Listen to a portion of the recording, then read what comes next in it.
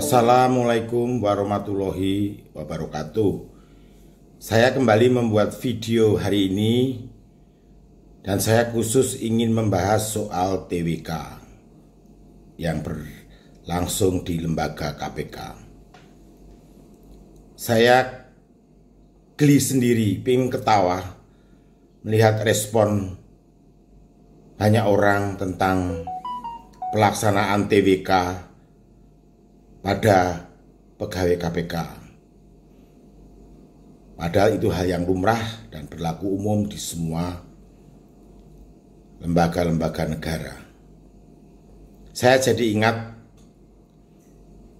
ketika saya menjadi dosen muda di Universitas Gadjah Mada tahun 89 kira-kira. Saya sudah menjadi dosen pada waktu itu.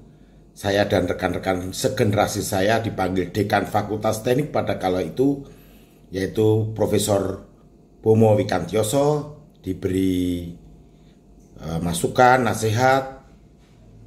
Yang salah satunya beliau mengatakan sebagai berikut: kalian datang ke UGM menjadi dosen UGM bukan karena kami undang, tapi kalian melamar. Kalimat beliau ini sangat benar dan menjadi pegangan buat saya, buat perjalanan saya selama menjadi dosen UGM hingga hari ini. Saya maknai kalimat beliau bahwa saya tidak boleh sesekali memanfaatkan UGM untuk kepentingan pribadi, mencari popularitas pribadi. Ini pesan yang beliau sampaikan ke kita semua pada waktu itu. Sekali lagi saya katakan, almarhum Profesor Bomo benar. Korelasi dengan nasihat beliau pada kejadian yang di KPK ini adalah bahwa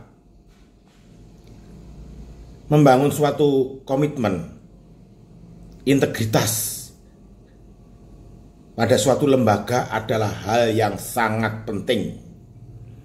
Dan itu saya lihat tidak ada pada pegawai KPK yang tidak lolos TWK. Argumen saya apa?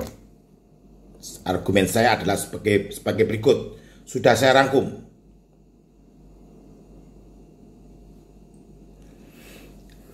KPK lembaga khusus, calon pegawai KPK harus juga diuji atau tes dengan soal-soal ujian yang khusus.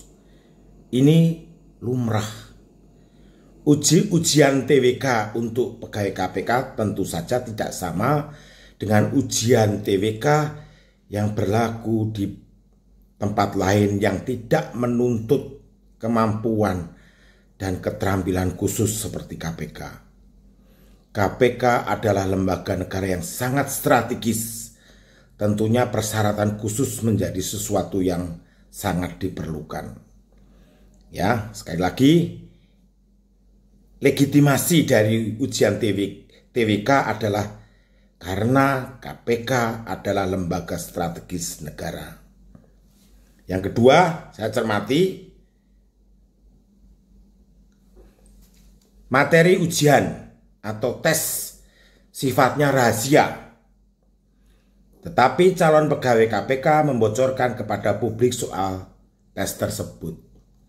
Ini perbuatan yang tidak pantas. Ini perbuatan yang amoral menurut saya, karena dia tidak bisa menjaga kerahasiaan lembaga. Dan menurut saya dalam konteks yang sangat sederhana ini, saya menilai mereka tidak pantas menjadi pegawai KPK.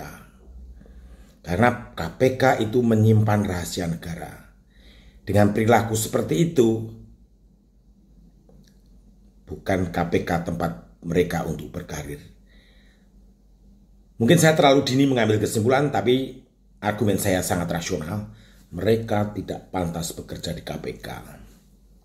Yang ketiga, calon pegawai KPK yang tidak lulus ujian atau tes justru menyalahkan soal ujian atau tesnya, bukan mawas diri, introspeksi diri, mengapa mereka tidak lulus. Di mata saya sangat menggelikan dan aneh.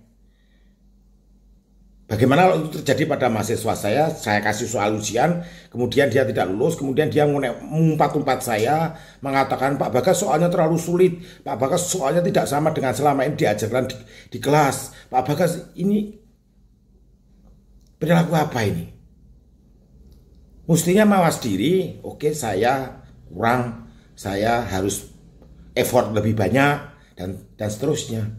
Bukan malah menyalahkan soalnya dan menyalahkan lembaga yang menguji bahwa soal-soal semacam ini adalah suatu cara untuk menyingkirkan mereka. Ini perilaku yang sangat biadab menurut saya dan tidak pantas ditiru.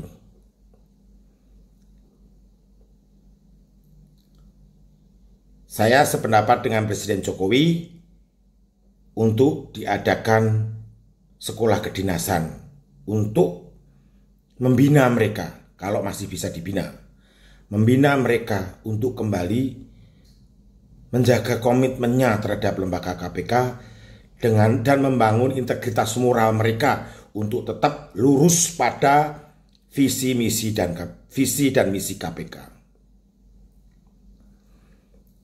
Saya sungguh kecewa dengan perilaku dari pegawai-pegawai KPK yang tidak lolos ujian.